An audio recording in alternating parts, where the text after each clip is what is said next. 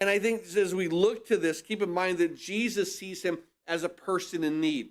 These leaders now see him as a pawn to be used for their agendas. And so now we realize this is not a discussion now. This is a real man with a real issue.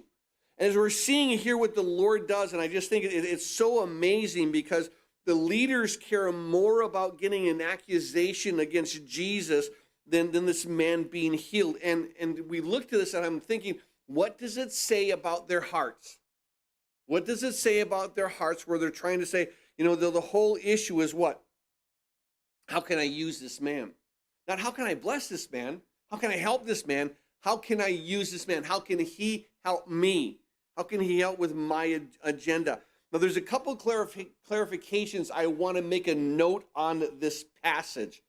The first is this. We understand that there are many events that Jesus is going through, and they're noted in the other Gospels. They're called the synoptic Gospels. In other words, they say something similar, but they add some things, they subtract some things.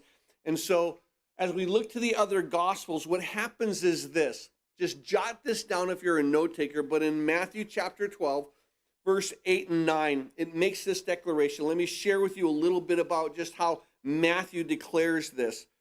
After Jesus had talked about the Sabbath, remember where in our text here in Matthew, just prior to we're seeing here in chapter 3, the end of chapter 2, verse 28 is what? Therefore the Son of Man is also the Lord of the Sabbath.